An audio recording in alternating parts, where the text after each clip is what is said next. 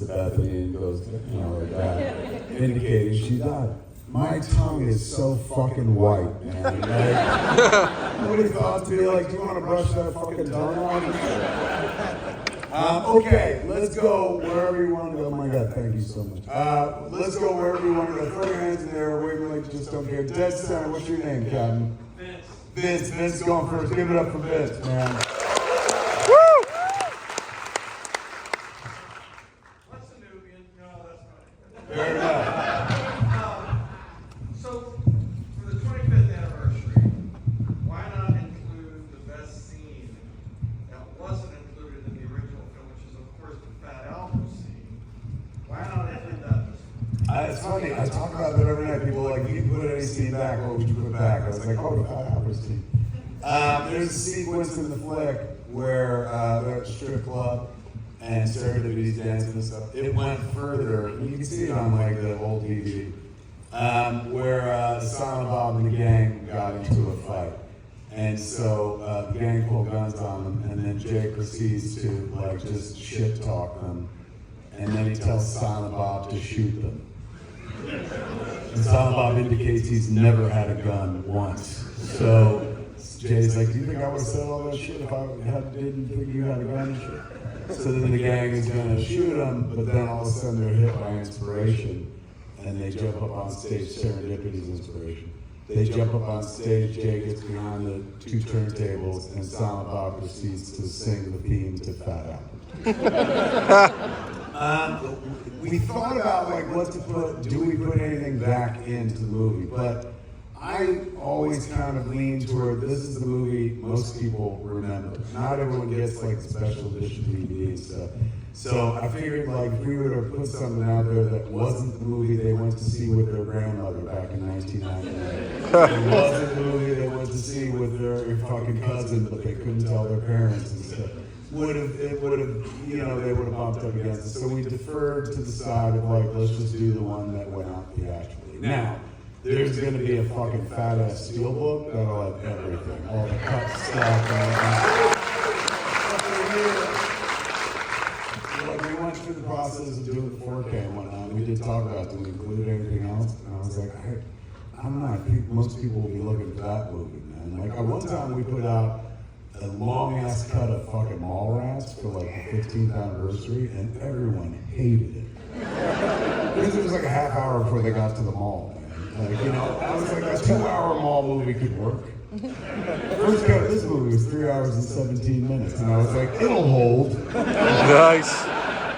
So this what y'all just watched, like 2 minutes of change, and that represents Dogma to me. Yes, what's your name, Captain? Mike's Cody.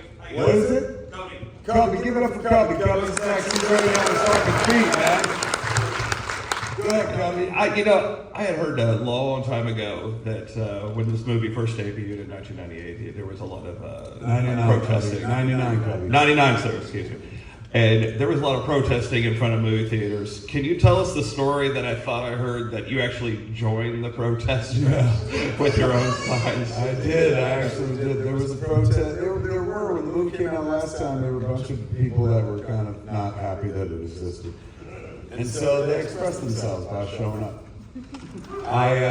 We didn't haven't experienced any of that so far, like this time around, which is delightful. I'm not a provocateur. I don't make shit to piss people off. I made this to make people happy. It somehow pissed people off. Some people took it very seriously, and I'm like, it's got a rubber poop monster in it. So, but when I went to the kickoff on Sunday in Los Angeles, I was like running into the theater, and as I ran past the entrance, like I saw something on the periphery that looked like people holding a banner, but I didn't pay much attention because I was late. I get inside, and the people who are checking me in, they're like, "Yeah, get on the carpet and take pictures." I said, "What's going on outside?" They're like, "Don't worry about it. Stay focused." I was like, "No, seriously, what's going on?" And they go, "You're being protested." And I was like, "Aww." It hasn't happened in fucking years. And I went out and looked, and it was this tiny ass protest, like 2 people each holding one banner that said something about how Mary was not happy. And then one person standing between them and shit. And I was like, I ran out and I took a selfie with it. They didn't like that at all. But still, So this time around it's been quiet, which is lovely. Last time, not so much. In fact, it was in this screening or the other screening I was in front of, and some dude was like, I was here seeing it in 1999. Was that the screening? No, I guess it's the other one. It was after I introed the other screening. The guy was like, I was here in 1999 seeing the movie right here, and there was a huge protest outside and shit. He's like, so I went out and talked to him, and I said, did you see the movie? And they said, no. And I said, they weren't worth my fucking time. I heard there was going to be a protest in my hometown because we had seen protests. When the movie played at the New York Film Festival, we got out of the car with the kid, and Harley was like maybe 5 months, 6 months old at the time. We put these little angel wings on her. She looked like a little cherub. It was adorable.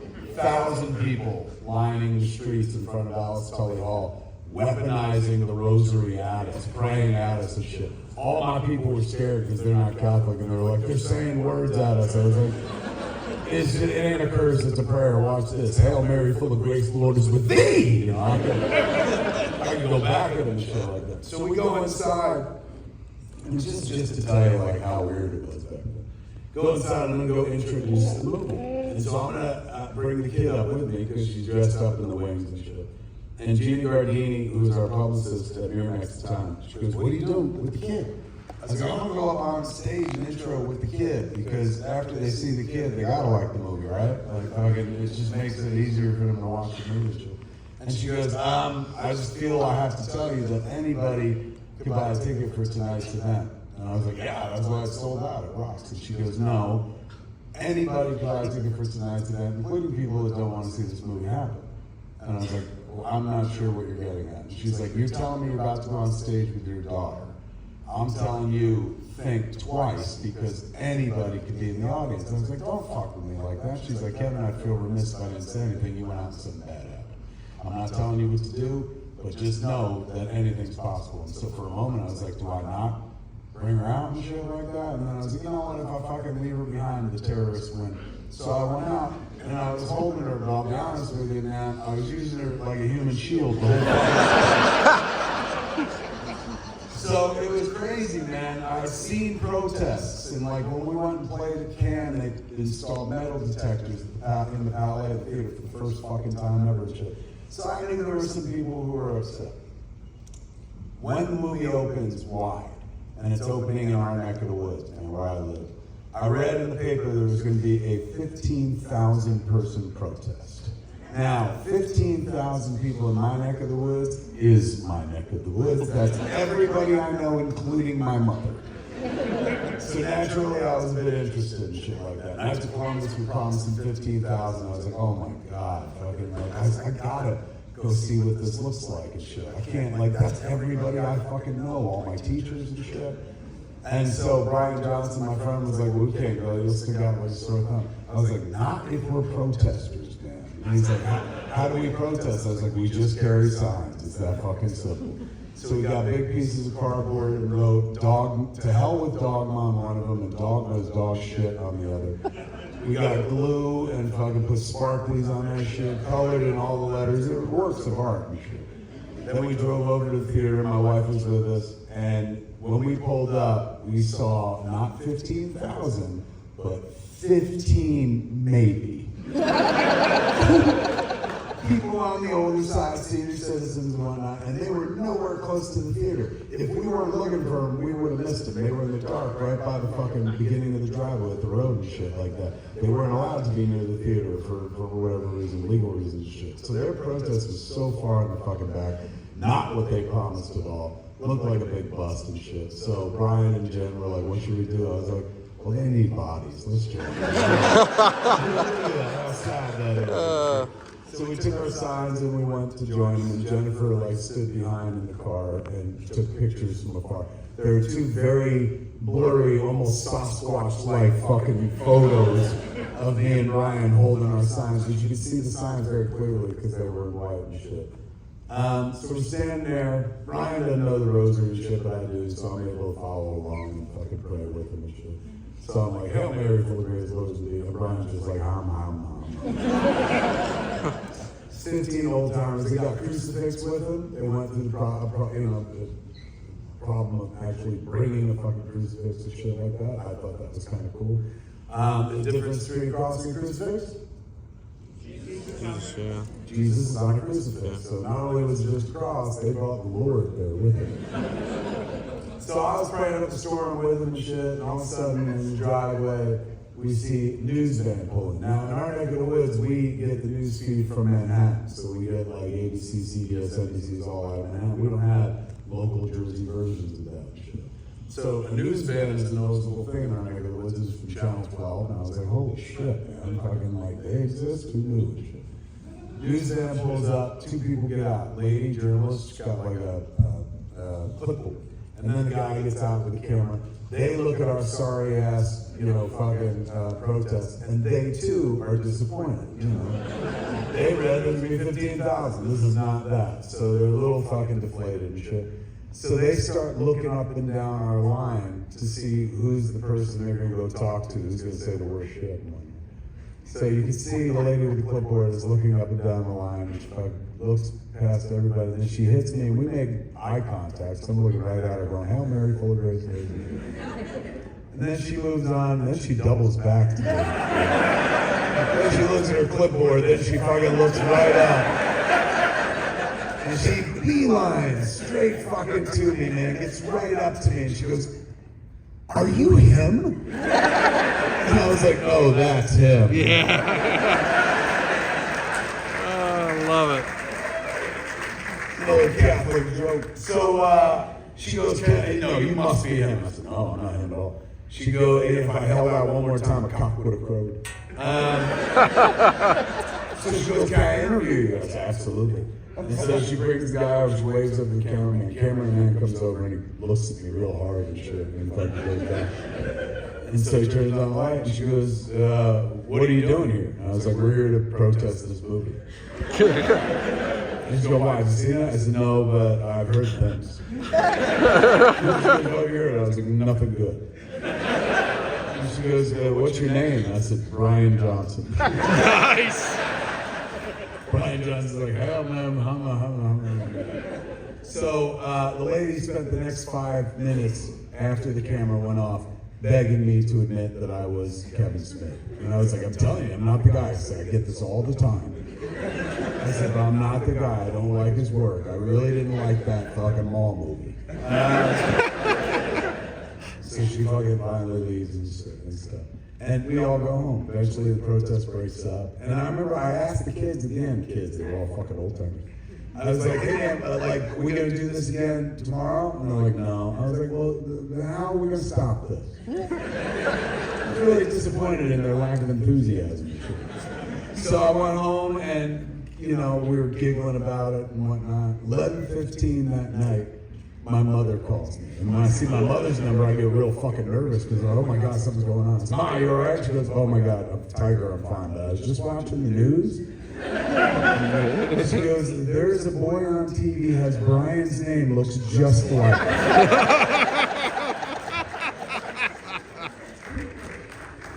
Okay, where we want to go next? Way up top with the hat in the hand. And yeah, what's your name, Captain? Brian. Give it up for Brian.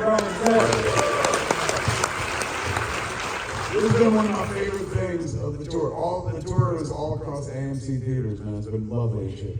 But this has been like every night for the Q&As, I get one of these. This is like my treat to myself, this fucking Coke Icy. I don't mean this to be a commercial, but this is better than sex.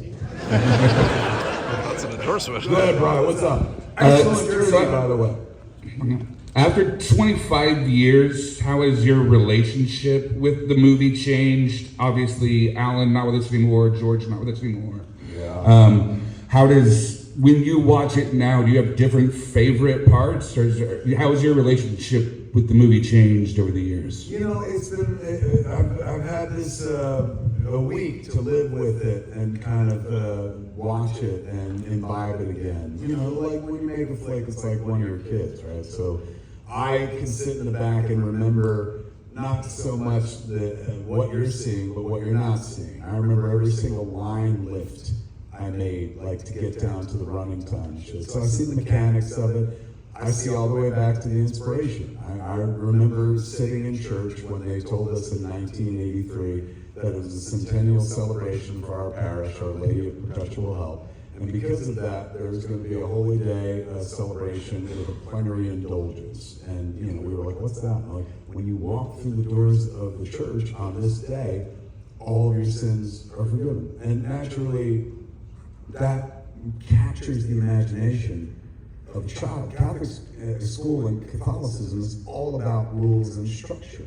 And all about, like, if you fuck up, you will burn. You know, and all of a sudden they're like, yeah, but you could do anything, but if you walk through the doorway, it's all good. And so kids were like, me particularly, I fucking ruined religion class for the next year because I was just like, all right, wait a second. If you kill somebody and walk through the door, you get to go to heaven. They're like, absolutely. I was like, seriously, okay. What if you kill 10 people, walk through the door? They're like, you still get to go to heaven. I was like, oh, what if you kill 10 people, go through the door, leave, go kill 2 more, walk back through. Like, and they're like, yes, Kevin, as long as you go through the door over the 24-hour period. And I was like, this makes no sense. This is a loophole. We're all fucking doomed and shit. So I never let go of it. That stuck with me forever, you know. And one day when I was like, oh, I'm gonna write a movie, I used that. You know, I was like, that captured my imagination. So when I lean on the wall and watch the movie, I go on a multi-decade journey with it. You know, it takes me all the way back to the first time I was an altar boy and shit. Like, I used to be in the audience like y'all, and then at age 9, they let me be an altar boy. 8, I got to be an altar boy. And when you're an altar boy, you get to learn how the show is done, right?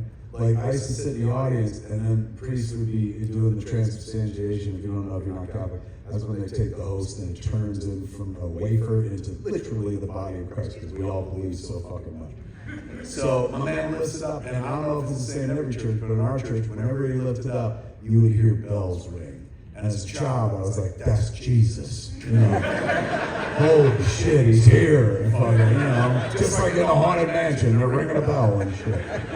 But then when you're an altar boy, they tell you, they're like, okay, so when Father lifts up the host and the little bell is right next to you, you don't make a big deal of it, you just ring it all quiet at your side. And I was like, fucking lies and bullshit, man.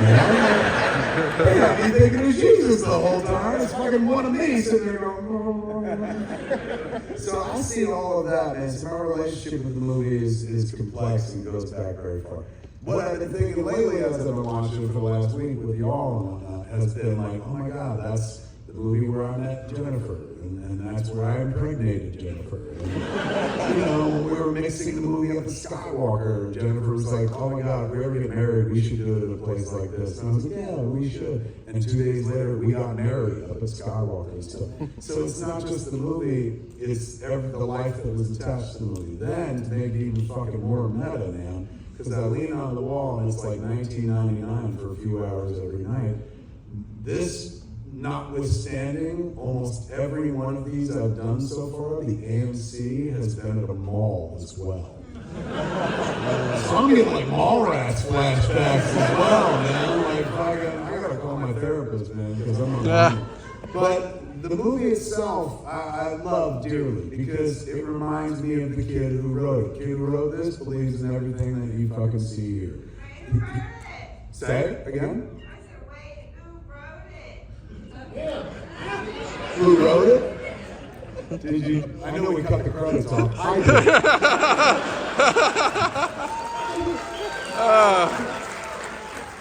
But, you know, but it's not me. Like I said in the back, I take credit. I get all the credit for this movie, and it's wonderful, man. But I didn't fucking write this movie. A younger version of me wrote this movie, somebody who believed in it. So when I watch this, it makes me happy because when everyone's loud and shit, that is what that kid dreamed the movie could be. An expression of faith that was joyous, man. Like, you know, I used to go to church every fucking week, not just as an altar boy, sometimes in the stands and shit like that.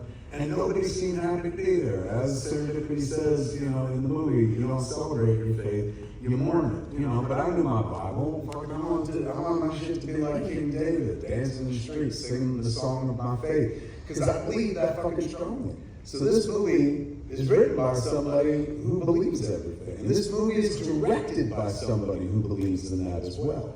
It's only while making this movie that it all starts to slip because I worked with George Carlin.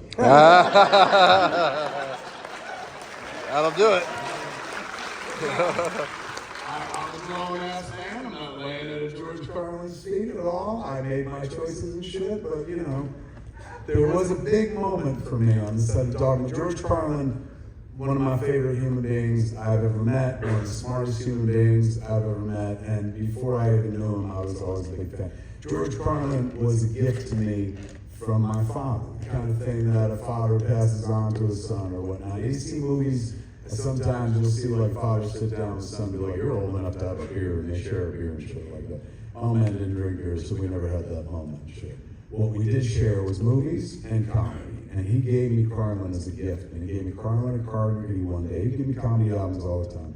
One day he gave me Carlin and Carnegie. I was 9 years old. Wow. But that's how much he trusted me, man. We weren't allowed to curse in my house and shit. So it wasn't like I was a flagrant fucking youth or something like that. He was just like, he could handle this shit. That was his love language. But he did give me 2 instructions. He said, number 1, never let your mother hear you listening to this. And number 2, I did not give this to you. So I would listen to it all the fucking time, and I fell in love with George Carlin, not just because he cursed for a living and cursed quite well, but he made sense. He was smart and funny as well. So I listened to it all the time, and I was listening to it on headphones, big curly wire plugged into a hi-fi and shit. One day my mom came in, she was barking at me out of the ears, I had my headphones on, listening to Carlin and whatnot, and she angrily pulled it out just in time to hear, cocksucker motherfucker tits! She's like, George Carlin, where'd you get this? I was like, Dad gave it to me. Ratting Like, about. my father comes in, he goes, I told you not to say anything. She's like, you can't give him albums like this. I know you like giving him comedy albums. He can't listen to dirty comedians like this. He can only listen to good, clean comedians like Bill Cosby. Oh, that didn't age well. So Carlin was a gift from Dad, man. I'll never forget like when Dad was like, hey man, like when we first got HBO, the Term of Art, the stand-up special did not exist because fucking the words hadn't happened yet. It was so brand new in the life of HBO. So I'll never forget my father was telling me about Carlin at Carnegie, which is one of his best stand-up specials of all time. My father said, like, because we didn't know what to call it, my father goes, George Carlin's gonna be on TV Saturday night telling jokes for an hour. It's just such a primitive way to describe something so simple, like, oh, there's gonna be a George Carlin special. But he didn't have the terminology, so instead he sounded like, funny man tell joke, long time, we laugh! So I was like, can we watch that? And he was like, yeah, we can. My mom was like, no, he's not allowed to watch that. And my dad's like, come on, Grace, like, you know, George Carlin is Catholic. And those are the last fucking words before we all watched Carlin and Carnegie, which if you've never seen, opens thusly. My mom's sitting in her chair, Park Lounge, she got TV dinner on a snack tray, she watching. My dad's sitting on the couch, he got a snack tray of TV dinner, him watching. I'm on the floor, on my belly, fucking eat my TV dinner, watching George Carlin. He comes on stage, and I'm paraphrasing because I can never do great man justice, but his opening parlay to the audience is, have you ever noticed people who are against abortion are people you wouldn't want to fuck in the first place? Great reaction. My father's like, ah! My mother's like, this is not funny at all. And my dad's like, come on, Grace, like, lighten up. And my mom goes, no, it's gonna make the boy ask all sorts of questions. And my dad goes, no, it won't. And I go, Dad, what is abortion? So he was something. He was part of our family, man, Carlin. And Carlin lit my father up. My father was a quiet guy. As my sister maintains, I stole Silent Bob from my father. He's not very communicative. She was like, till he had the right thing to say, then he would say it, make you laugh, and fucking disappear and shit like that. So she always maintains that I stole Silent Bob from Dad. But what I got from Dad was, if you love somebody, and you're young and you see them laugh at something you don't understand, you start educating yourself. You want to understand why. You start asking questions. It makes you inquisitive and stuff. And watching somebody you respect somebody they've never met so much that while that person is talking on TV, they're literally in their fucking chair going, tell them, George! Like talking to the screen and shit. he lit my father up because my father loved George Carlin. I too loved George Carlin and loved him my whole life and shit. And then one day I was making movies and I was like, oh my God, we should get Carlin to play Cardinal Glick. And so we found Jerry, his manager's number. We called him up and said, hey man, it's Kevin Smith, Scott Mosier, we made Clerks. He's like, I don't know what that is. I said, all right, then you're not gonna know the second one either, Mallrats, but you may know have heard of this one, Chasing Amy. He's like, I don't know what that is. He didn't know that either, and I said, okay, we co-executive produced Good Will Hunting. He goes, doesn't matter, I know that movie. I was like, well, that's good that you do know that movie because we're making the next Ben and Matt movie right now. We want George Carlin to be in it. And he goes, wait, George, what, you want him to be a comedian in your movie? I said, no, I want him to act. And he goes, what would he act as? I said, I want him to play a Catholic cardinal. He goes, oh, fuck, George, I love that shit. He goes, when can you meet him? I said, well, I'm going to be on the Conan O'Brien, late night with Conan O'Brien, the same night as him, man. He's the first guest of the show, I'm second. So I'll bring the script if you want to introduce me. He goes, I can totally introduce you there, man. I said, done and done. Hung up the phone, couldn't wait, so I was going to meet my idol. Like somebody I absolutely fucking revered. What happened between the time I hung up and the time I was supposed to be on the TV show that he was on, bless you, was that his wife passed away. Rather unfortunately, rather untimely. His wife passed away and shit. So you would imagine he would have canceled going on Conan O'Brien. He did not. He went and instead of doing a fresh piece, he did a desk piece, something he had done before and something a little safer that he could sit down and just kind of read through. And you could tell he was rattled. Why wouldn't he be? He just lost his best friend and shit. But he was nothing if not a consummate professional, so he showed up to do his gig. I could see from a distance the man was not in the right frame of mind, so I wasn't going to be like, hey man, I'm Silent Bob! You know? So I was like, I told Jerry, gave Jerry the script, I said, give the script at your leisure, do not worry, do not fuck, no pressure whatsoever. I said, you don't have to introduce this man, clearly he's going through a thing. Please pass on my condolences about his wife and whatnot. Then I got a call the next day, and Jerry goes, George read your script, and he wants to meet with you and talk about it. Can you meet with him at the Four Seasons at noon, the restaurant on Friday? And I was like, fuck yeah. Now I'm late for like literally everything that I do in my life. That comes from my mother and I throw her under the bus all the time. It's her fault. But I was an hour early for this appointment. I went to the restaurant, staked out the whole fucking place, found one seat where if he was walking in, he could not miss me. Even if he was walking to the exits, he could not miss me. And I wouldn't be able to miss him. And I was going to see this motherfucker as soon as he got on premises and shit. Sat there for an hour, lying in wait. Nobody in the place, just me and the wait staff. And then at noon, George comes to the door. Mind you, I'm the only person in the restaurant, and you cannot miss me. This is how George comes in.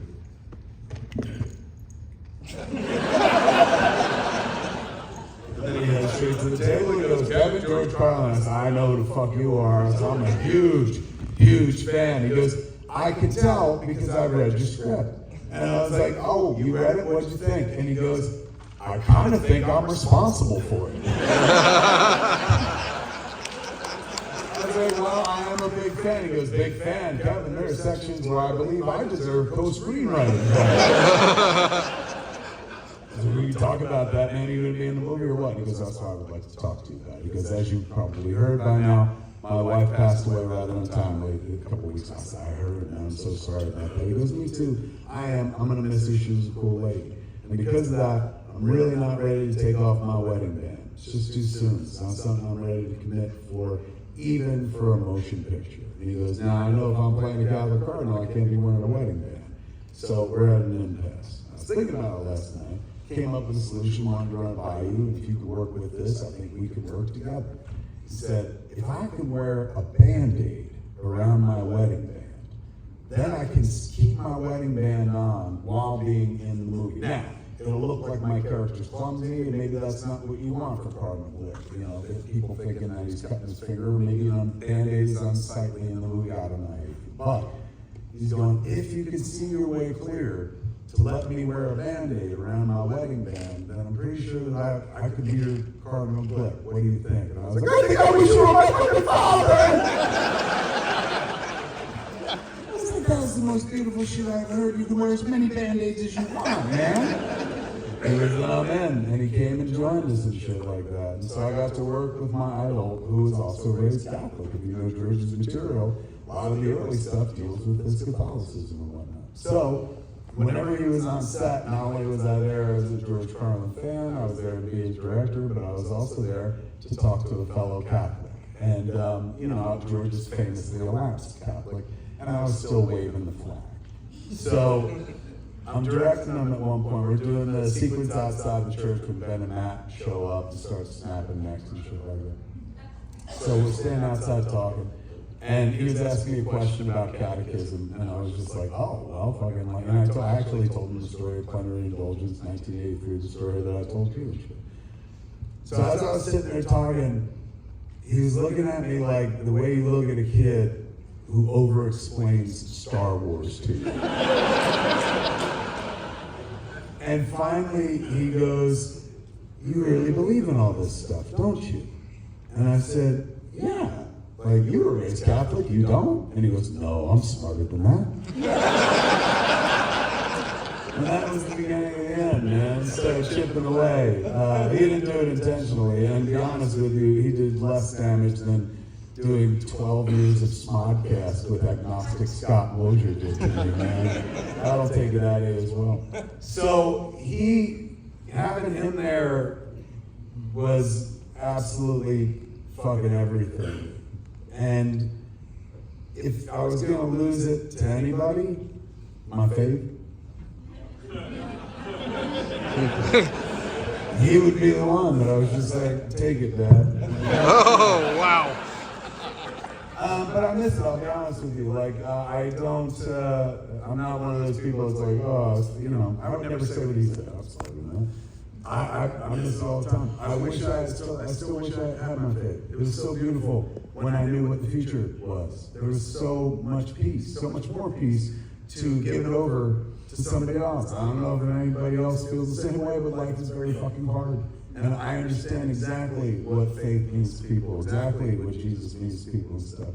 And I love faithful people. I love people that love the Lord, man, that really love the Lord.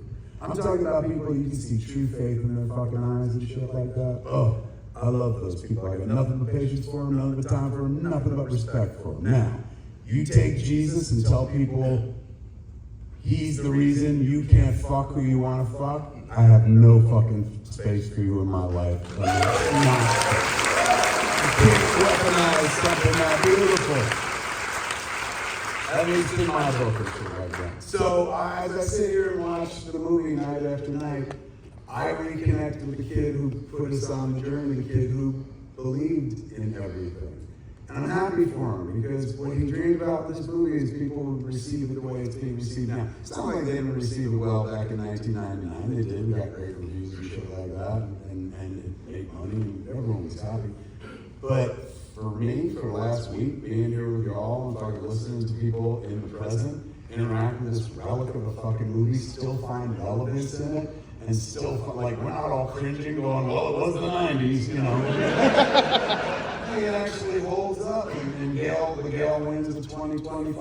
I mean, I couldn't ask for anything more, so it makes me happy, especially makes me happy for him. Now, it also makes me think about the future, because when the folks who rescued this movie for me rescued the movie, one of the first things they asked afterwards was like, would you ever want to do a sequel?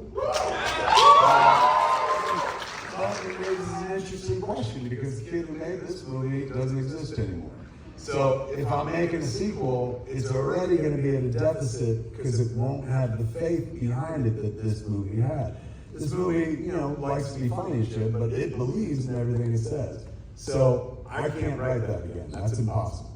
So then I sit there and go like, well, what's going to make up for it? What's going to be there in place of all that faith? And based on what I've been thinking about and talking about with audiences for the last week, what it will lack in pure faith, it will make up for in absolute cleverness. That's it. It's the only way in. I found a way in that makes sense to tell the story, man, in which I can tell the story and I don't have to be a member of the faithful in order to tell it. And it's been fun. I've been not writing, this is not writing to me, that's like muscle memory and shit. I've been writing it as we drive around, go on tour and shit, just kind of thinking what a Dogma sequel could fucking look like. And it's been fun. This is the best time, like in a movie's life, because it could be anything and shit. You know, then you make it and it becomes yoga hosers. Alright, where do we gotta go? Right there, look at you, what's your name? Give it up for Valerie. Valerie next. Take us there, Val. That's going to make me feel like a better parent because we are bringing our 8-year-old on the cruise in February. Ooh. Can we get a For those that don't know, me and Jay do Jay and Silent Bob's Cruise Askew. We did it in 2024. We skipped this year, but 2026 went on sale just fairly recently. So we had a good time. It's fucking nuts, man. I've never been like on a cruise. I've never been a cruise person, but we got to talk the whole time. Lots of podcasts and we read scripts and shit like that. So you guys went to the first one? Yes, we did. And you're bringing a kid to the next one? We are. I'd be so scared of sharks, man. But my question was, can we do a Dogma screening on the boat? cruise? Yeah, or Fuck screening? Yeah, and I won't even charge you $50. I'll tell them that, and I know they've added screenings and stuff, so I'll tell them, like, obviously we should do this because we got a brand new transfer. So good idea. And if it happens, you can take credit for it. All right, where do we go? Right there. Black Cat, hand in the air, greenish gold. What's your name, Captain? No, not you. Sit down. You. What's your name, Captain? Yeah, the one going like me. What's your name? What's your name? Joshua. Give it up for Joshua.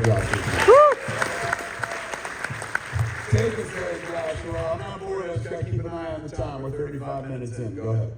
So, like, what was the decision to release this, or like, what was the problematic, or like decision? Like, what was the decision to re-release this, or like, I heard there was like something between Disney or. Well, Disney used to own it back in the day. Well, back when we made it for Miramax, Disney owned Miramax. So technically Disney owned the movie, but it was considered a polemic, it was causing problems. The Catholic League, not the Catholic Church never said shit about this movie. Because they're like, we got more things to worry about. I don't know if you've fucking seen all the kid touching stories. Right? Higher Catholic priority. League went after the movie pretty hard because self-appointed body of watchdogs, media watchdogs, who would look at movies and television shows, and if they said shit about Catholics or Christianity they didn't agree with, they made some noise and whatnot. A guy who ran the organization named Bill Donahue, he was an old man when we did this. I cannot imagine he's still around and shit.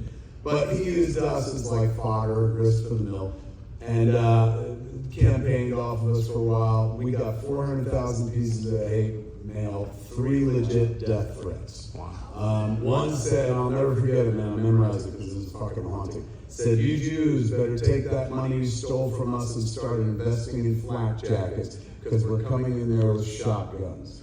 Signed, your brothers in Christ. So it was a weird fucking time, and Disney was like, get rid of this movie. And so now I gotta say a name that makes people uncomfortable, but it's part of the story. Get ready, clench your assholes. Harvey Weinstein.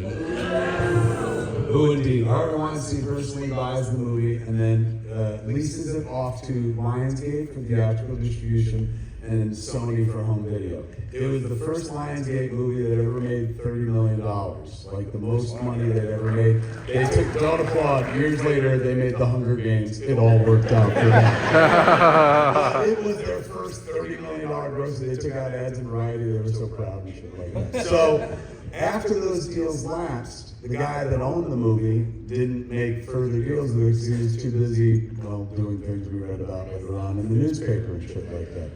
And this movie was forgotten for a while in his possession. Then, I don't know if you saw the news, but he got in trouble. He had some legal troubles and shit. So, at one point, I was like, well, maybe we can get the movie back, because he needs money for all his trials and shit like that. So, before the 20th anniversary, which, going back a few years now, I started reaching out, and I wrote a very heartfelt letter to a convicted rapist.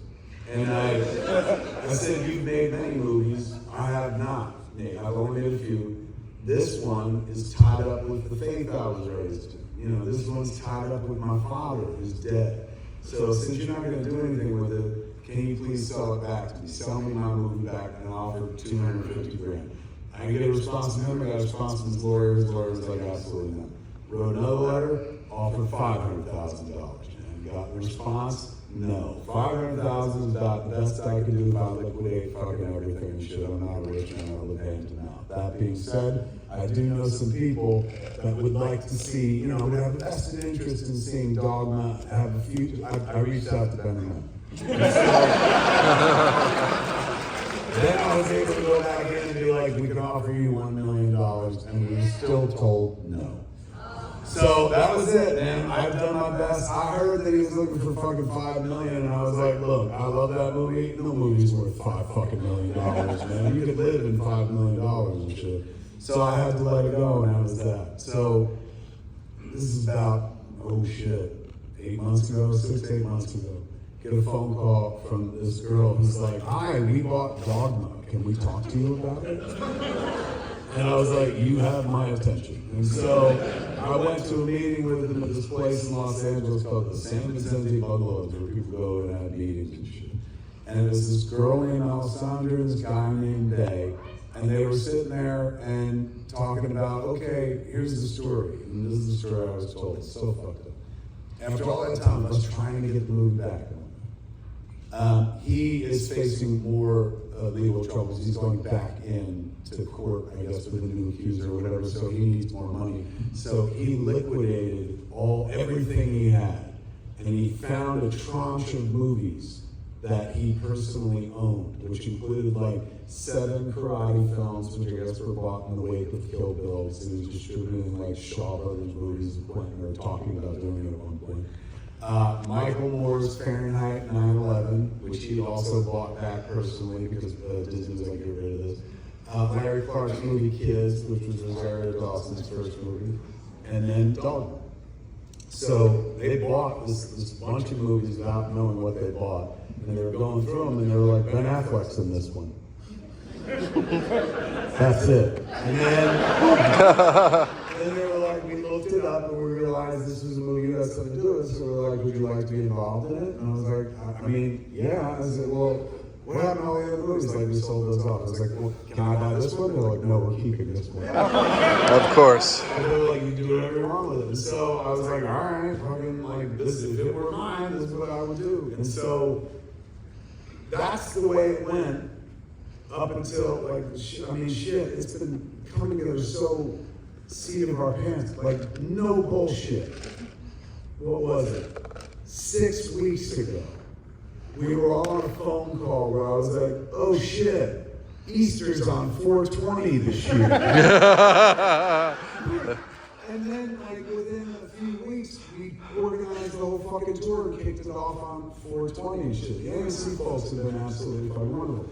So that would be the end of the story, except I found out the real story just fucking last week. This is nuts. So remember I said there were 2 people there, Alessandra and Beth. Alessandra, like, had a bag. I'm not a bag person, but like, no, I'm not. It was a Birkin bag. This is like one of those big bags that ladies carry shit. And at one point in the meeting, a dog popped out. And I was like, what the fuck is that? And she's like, oh, he loves it in there. And so I was like, oh, well, Alessandra is one of those ladies that throws the dog in a bag and goes out and shit like that. Like, I judged her and put her in a little box and shit like that. Turns out Alessandra is the whole reason we're there, man. So she had a short film that she produces, and the film festival was playing right near my house. So she was like, do you want to go see it? I said, yeah. And I rolled up, saw it, it was great. And I saw her afterwards. I said, hey man, why don't you, I was texting her. I said, why don't you give me a link to that film? I said, we got a film festival at my movie theaters, Podcast and Cinemas. We can program your short, man. And she goes, oh great, then my mother can see it. And I was like, oh, does your mom live in like Manhattan? Because New Jersey, where we have our theater, is not too far. It's like an hour from the city and shit. And she goes, no, my mom lives across the street from your movie theater. And I was like, we've been working together 6 to 8 months. This is the first time you thought to fucking mention that? And she goes, well, it gets weirder. You know James Silent Bob's Secret Stash? I was like, very well. She goes, I worked at Coco Paris, the store down the street. I was like, who the fuck are you, man? And she told me who she was.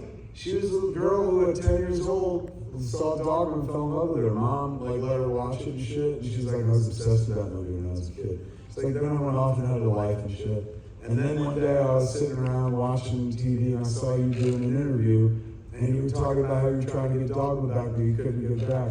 And I thought, aw, that's why we're here, man! Like,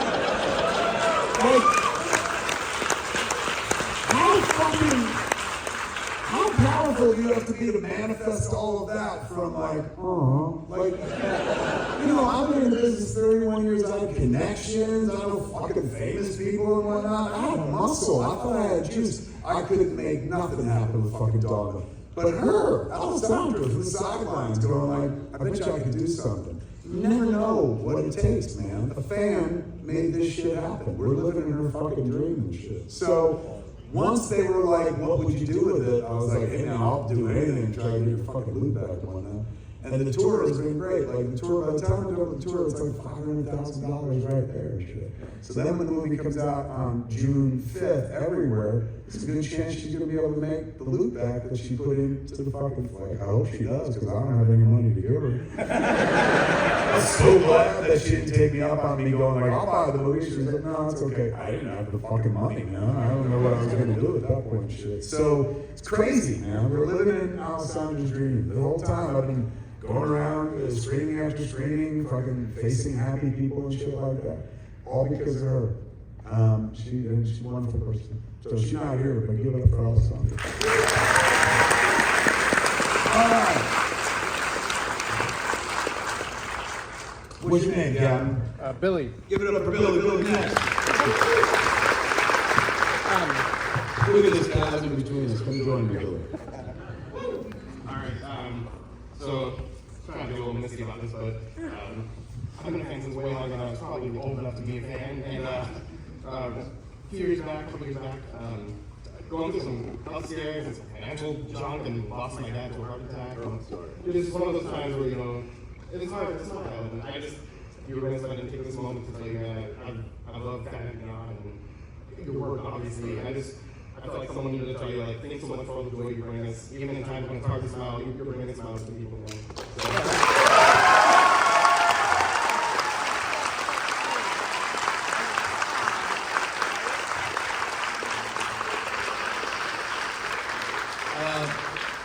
But Billy, not a question. I know.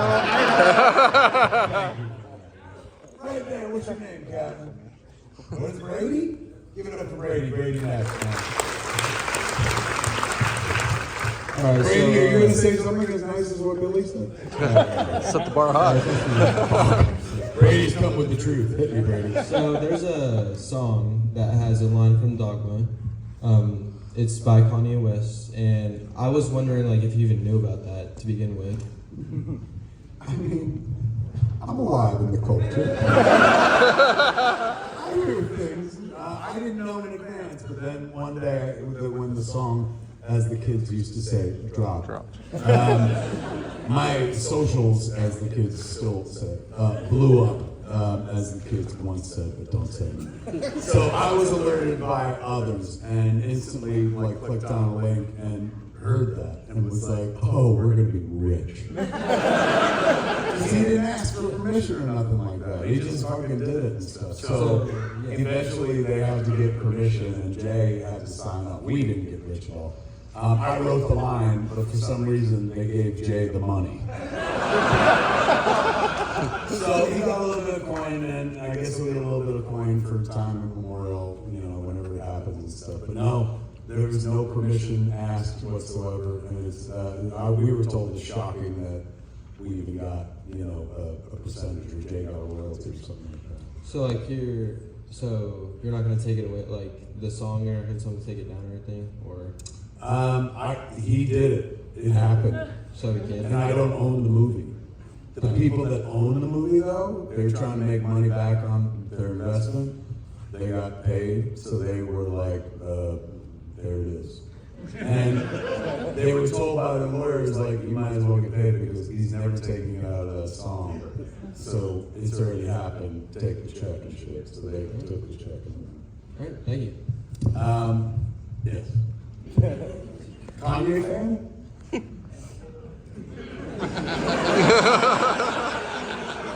I know how I feel.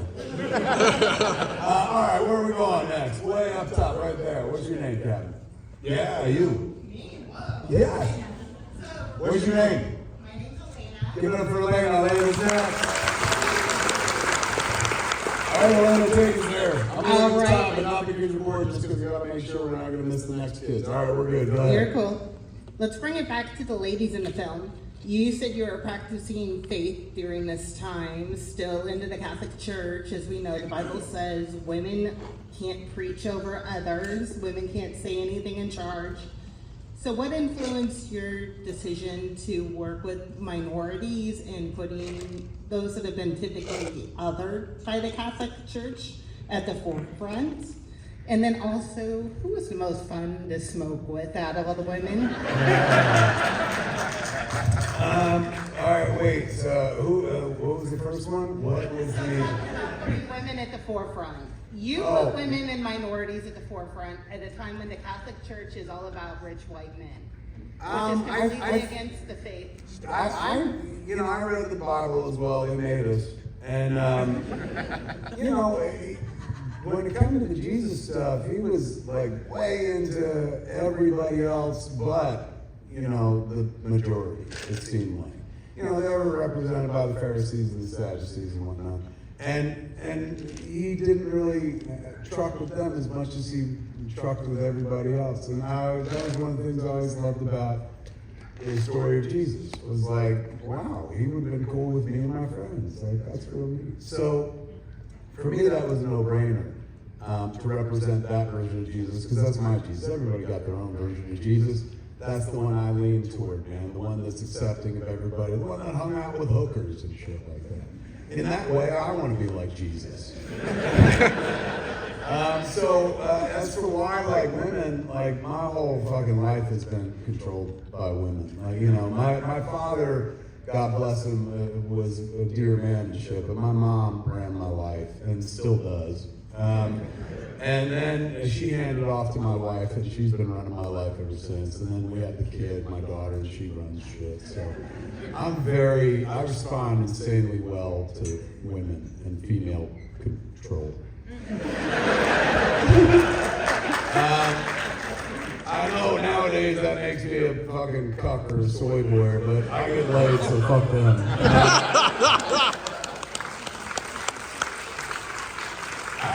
Happy life. For me, the story just made more sense with Bethany, with a female lead. It wouldn't have made nearly as much sense with a male lead and stuff.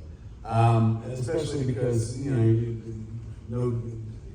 it's not going to be as big a deal. It's like, oh my God, I'll never be able to have a kid because my sperm count, having somebody lose the ability to have a kid and then at the end of the movie being given it by, divine. There's some growth there, as the screenwriting trade says. Like, we can track growth in that character. But for me, it was always a girl. It was always Bethany. There's a Bethany Road that we traveled throughout most of my life to get to the movie theater, oddly enough, with my dad. And every time I passed it, it just lodged and lodged and lodged and lodged.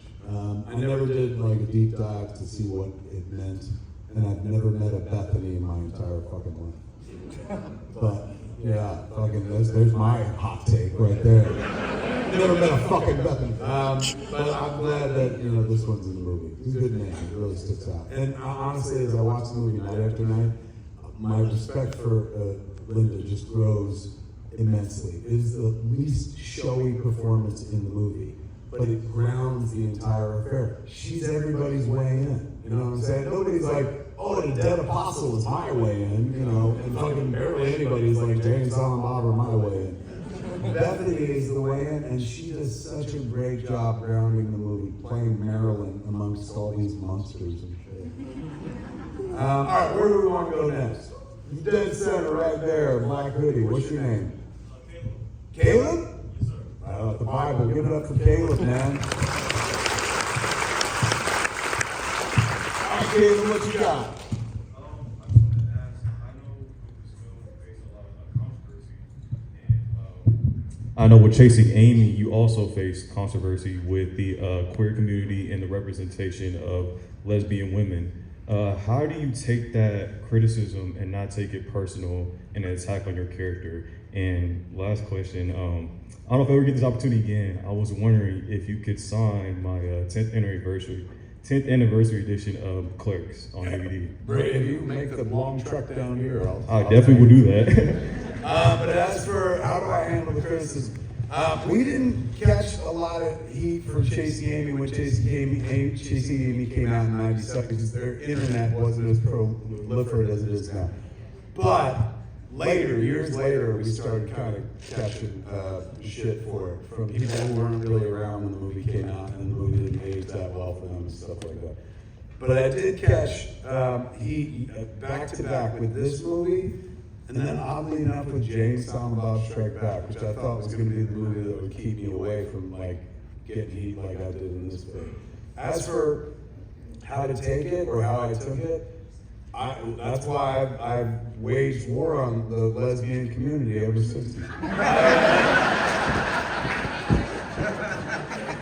If you're going to put yourself out there for the fucking hosannas, and that's what it is, man. That's what this all comes down to. This is my need that you see in front of you. A couple years ago, I went crazy, right? Lost my marbles, literally, man. I had to go to a fucking booby hatch, a nut house, to find them again.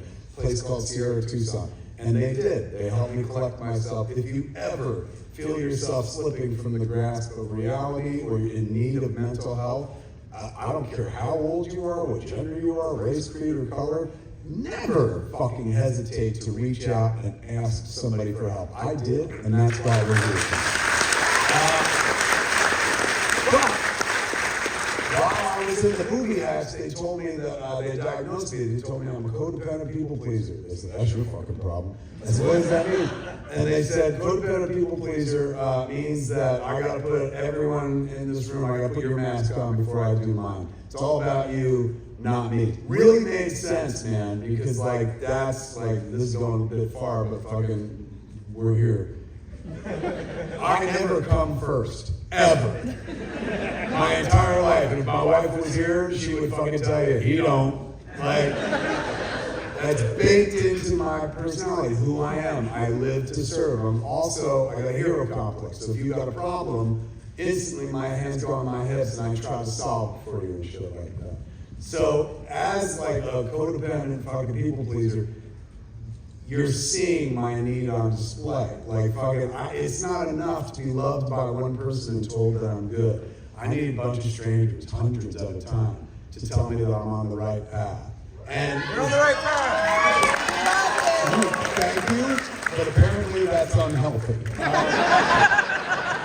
But it feels so good.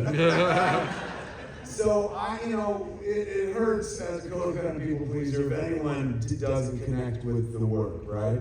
But that goes with the territory. If I'm gonna sing my song and throw it out there, as much as I enjoy the fucking praise, I gotta respect this might fall on deaf ears or worse, fucking offend somebody. That's the thing that blew my mind and I never saw coming once throughout my entire career. Because I don't consider myself an offensive person. I don't consider myself an agent provocateur. I'm not out there to fucking wake people up and blah, blah, blah and shit like that. I'm a very masturbatory filmmaker. It's all about fucking me. And if you learn something in the process, that's fucking great. This is where I'm not codependent. This is where I focus on my fucking self and stuff. So at the end of the day, yeah, it sucks when somebody has something negative to say or something critical to say about your work. But it's just the cost. It's like it comes with it. And in the early days, I was not very graceful about it. I would lash out and stuff like that. But now that I'm an old man, I know how to take it. Now I'm just like, you're right. And then when people are like, you're great, I'm like, you're right. Because it's all up to the viewer, right? It's all in the eye of the beholder, so to speak. So from whatever their perspective is, for example, they showed me some press I got coming up for this movie. and before I was going through and saying yes, no, yes, no.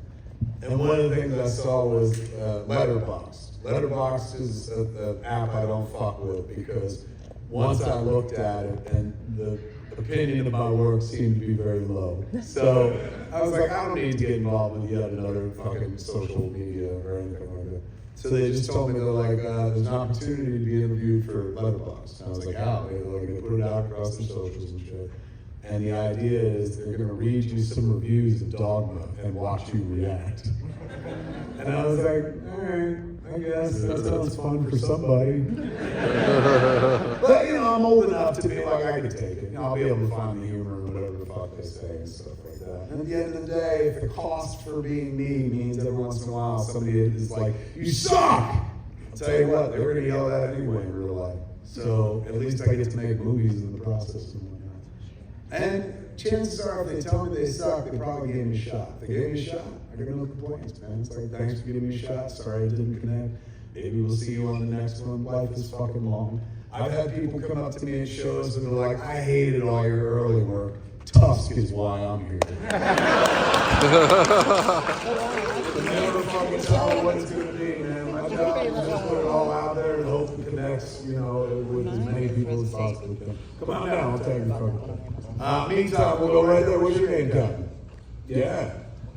Ken from Denver. Go Broncos! What is it, Ken? Ken? K-N? K-E-N, yeah, like Ken and Barbie. Ken and Barbie, give it up for Ken, man. He said go Broncos. Broncos? Wrong placement. He said it, not me. Ken, you're losing him. What's up, sir? Buddy Christ. Were you the sole creator of Buddy Christ, or did you have some help with that? Buddy Christ is created in theory by me in terms of like, I have an idea. How about Jesus pointing and holding up a thumb and shit? Thank you. But at the same time, I'm not a sculptor and shit. So we hired a fellow by the name of Dave Deneen. Dave Deneen sculpted this. And you can go online, you can look this up. It's either, you can find it on my Instagram. You can also just enter Buddy Christ Sculptor. It's a gorgeous picture of Dave. Standing next to his creation, and it's life-size, the same fucking height. Dave went out and got a sculpture, actual marble sculpture of Jesus from a church that was desanctified and closing down and stuff. So he hacked off the head, hacked off the arm, put on the head that he put on, and put on the arm, you know, so he could do this shit. And the remarkable thing about the picture, if you go online and look at it, Dave is standing right next to the Buddy Christ, and it is impossible to miss that the visage of Buddy Christ is an exact duplicate of Dave Deneen. So he's just twinning the Lord, sitting there next to it, winking and shit like that. Absolutely adorable. Still exists. It's at James Silent Bob's Secret Stash, my comic book store, where it's been for like 28 years at this point. And people come in all the time like, how much is it? And I told the staff, like, if anybody offers you $1 million cash, take it. I don't give a fuck. But nobody's ever offered that much money, so I always maintain that when I do finally die, I'm gonna be cremated, stuffed up Buddy's ass.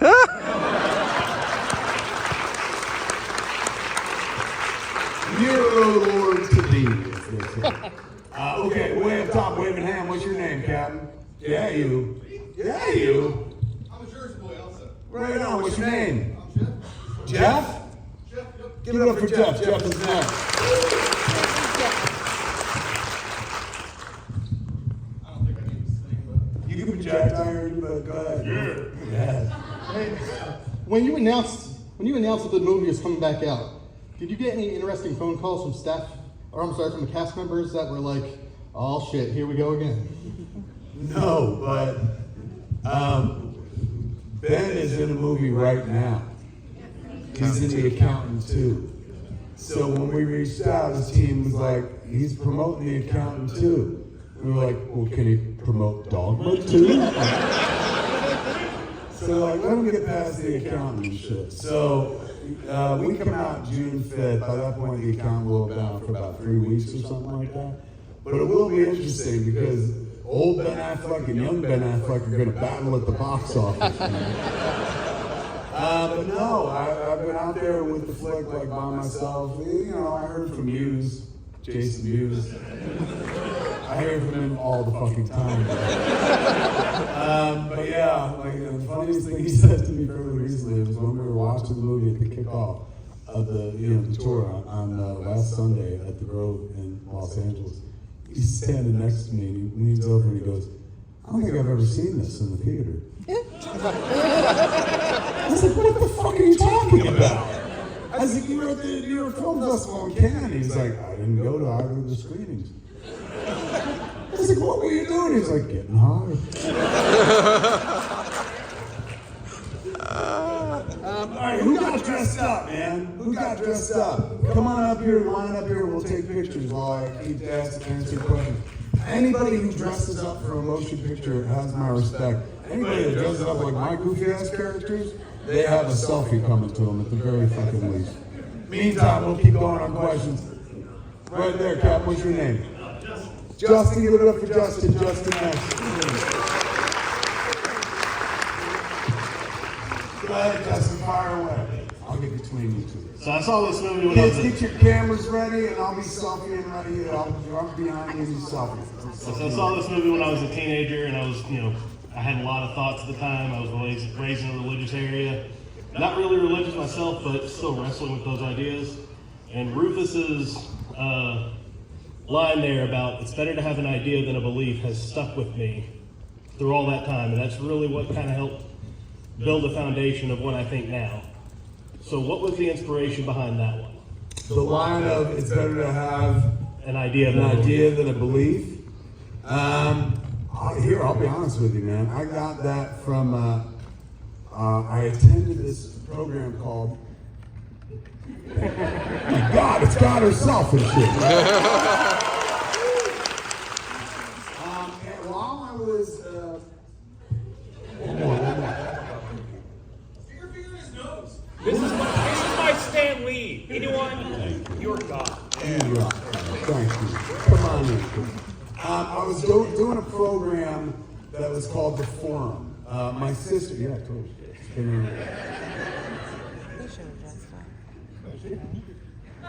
Excellent fucking job. I was doing this thing called The Forum, which my sister had gone to. It was a spin-off of a thing called EST that they'd done in the 70s. Earhart Seminar Training. Oh, this is fucking, oh my God, that fucking rocks. Get close.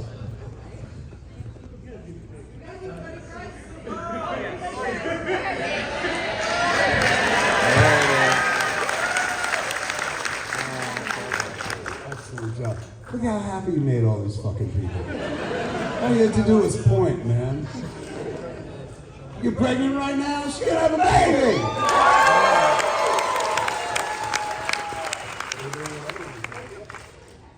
Absolutely, watch this. Hold on. Let's get the baby. Baby's first selfie, like you said. Well done, kids. Thank you. Come on. Fucking A, man. Get rid of Gisama right there. Look at this shit.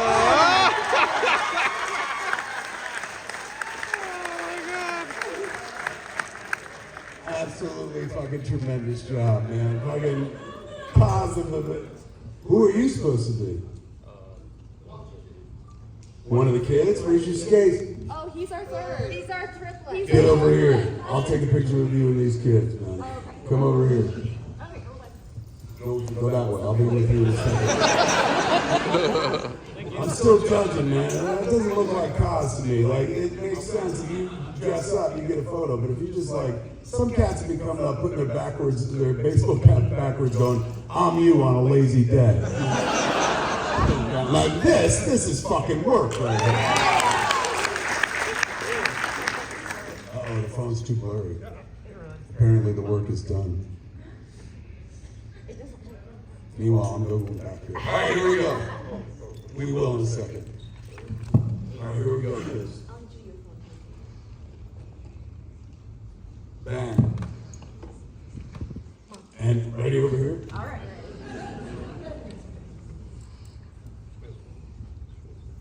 Excellent job. Well done, man. Well done. Kids, just to keep it moving, pictures, not signing shit. Here we go.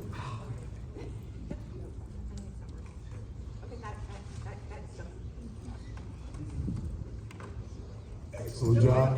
Moving on. Come on in. Look at that, you got your own photography. All right, give me 2 seconds, kids, so I can do this.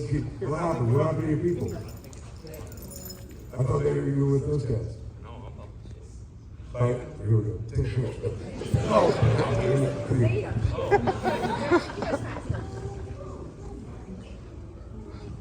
It's on a fucking timer, bitch!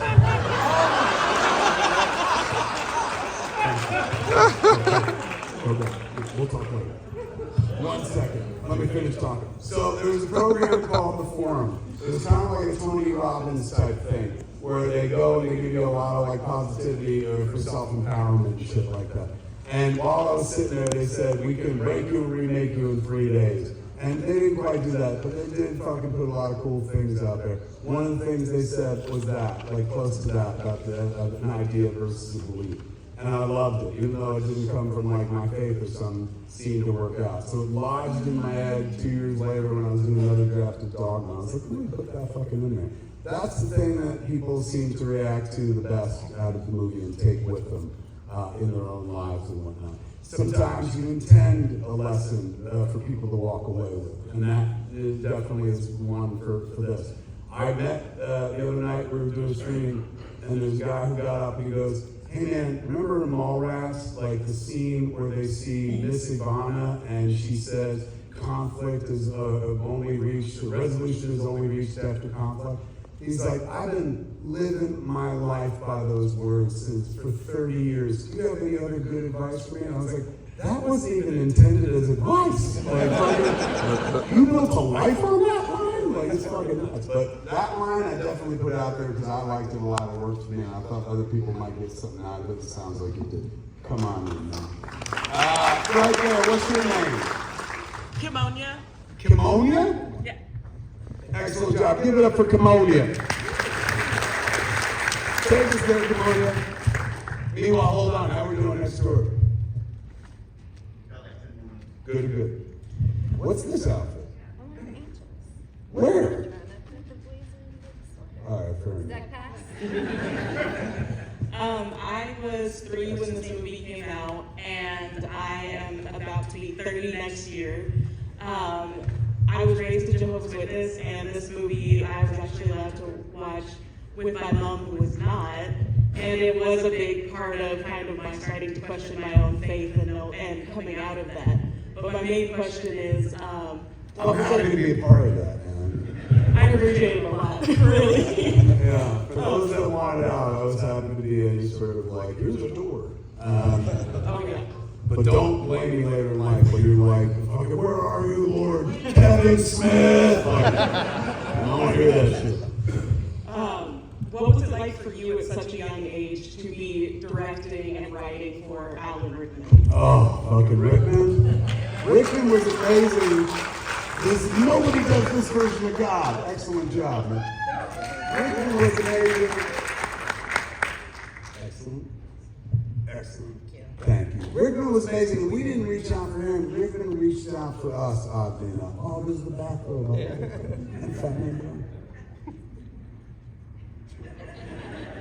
We did it. Come on in. I would never reach out for Rickman because Rickman was one of the greatest actors that ever fucking lived. So the idea that he would be in a Kevin Smith movie, not by any stretch of the imagination, he was tremendous. Look at this shit. Brody's in the house, man. Excellent job, Chris. Excellent job. And he's got the cup as well. Come on over. 2 more pictures and then we'll dive into this. What is this? This is Bethany, but they took away my baseball bat when I came in. You know what? I believe it. The flannel makes it work. They took your baseball bat away? They told me I had to put it back in the car. I was very sad. Fuck it, no. All right. All right. Do we need somebody to take our picture? Somebody to take our picture. Someone in the front row, if you can acquiesce. Kids, get close. Don't follow. Here we go. Get as close as you want to touch wherever you need to. Here we go.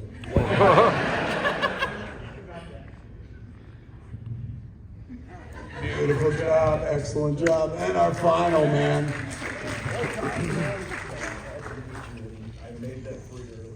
You fucking made me a 3D Buddy Christ, and you get a picture. Let's do it.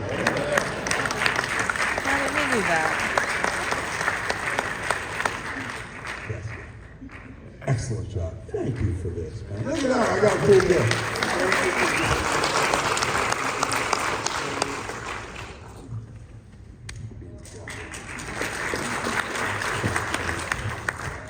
Okay.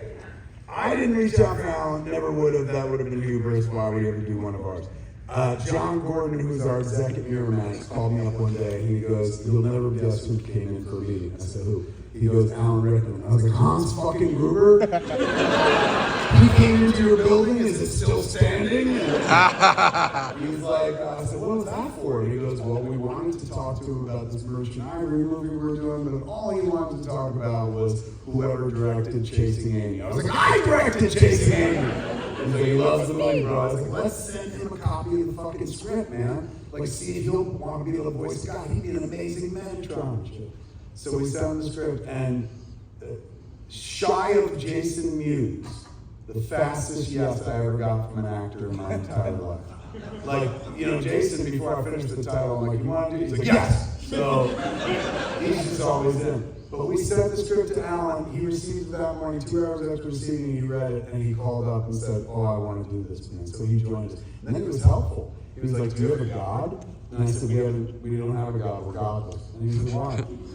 So I wrote God for Holly Hunter to play. That's why the piano joke is in the movie. But we gave it to Holly Hunter, and Holly Hunter had just made this movie with Danny Boyle called Life Less Ordinary. And she played an angel in that movie, an assassin angel. So she's like, "I don't want to play another supernatural character right on the heels of that." It's fair enough and shit. So I told Alan, "We don't have a God." And he goes, "Well, my friend would love to do it."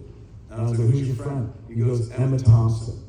And I was like, "Do you have any more fucking friends?" Like, oh shit, she's fucking famous and shit. He goes, "Yeah, she's a very funny, she would love to do this." I was like, "Fucking great, if she's into, ask her." He asked her, she said yes. Emma Thompson was our God for like 2 weeks. And I was doing press out there going like, "Emma Thompson's gonna play God, no fucking figure." And people were like, "God's a woman?" I was like, "You'll see." Then I got a letter from Emma Thompson on this very pretty stationery, had like elephant with an elephant trunk on it, and her name spelled out in children's block letters, very adorable. Handwritten letter going to the effect of, "Kevin, I was looking forward to hanging out and playing with you and Alan, but I'm gonna drop out. I've decided to stay in England and try to have a baby. But I know you'll have a great time. Alan's wonderful, you know, all my best." So I was doing press, and people were like, "Hey, I hear Emma Thompson's playing God." I was like, "She was playing God, but she had to drop out because she was going to stay in England and try to have a baby instead." Then I got another letter from Emma Thompson. This one wasn't nearly as polite. And understandably so, she's like, "Stop fucking telling people that I'm trying to have a baby. I had 30 paparazzi outside my house yesterday. Fucking asked me questions, take pictures and shit." So I told Alan, I was like, "I think your friend's mad." He's like, "She'll get over it." But he remained a friend, man, even after the movie was done. I always assumed that he was just being nice to us because he liked the movie, you know, and we were in the movie together, professional courtesy. But he loved our world. He really fucking loved Jason Mewes. One of my favorite things I ever fucking saw on any movie set, I've said it many times, I'll say it here one last time.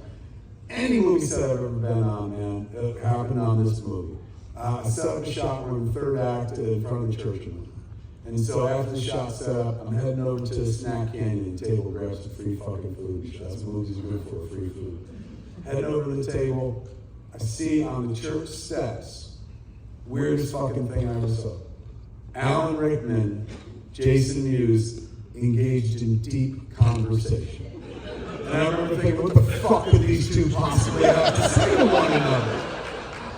So later on, when fucking Alan was by himself, I went over, I was like, "Hey man, if fucking Jay is bothering you, just let me know." And he goes, I swear to Christ, he goes, "Jason Mewes could never bother me because Jason Mewes is the best America can be." I said, "Are you fucking serious?" And he said these words, he goes, "Jason Mewes is an American icon." Wow.